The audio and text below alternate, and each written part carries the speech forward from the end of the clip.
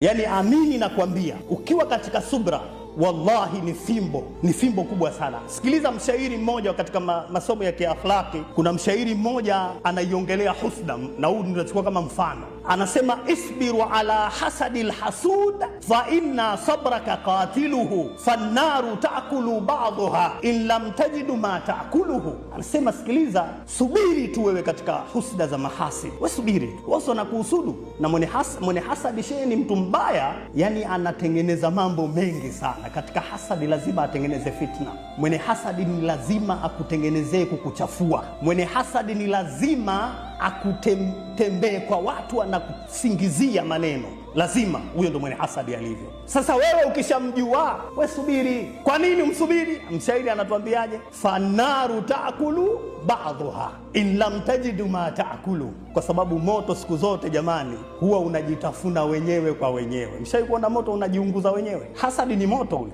umefananishwa. Sasa ni moto unajitafuna wenyewe. Pindi gani unajitafuna wenyewe? Utakapokosa pale juu chungu, hakuna cha kukichoma pale. Unataka uenjike kitu pale, unataka kuchemsha maji mathalan, unataka kuchemsha kitu gani? Kawaida ya moto, ukiona hakuna chungu wala hakuna kuni, unaanza kujiunguza wenyewe mpaka unaisha, unakufa.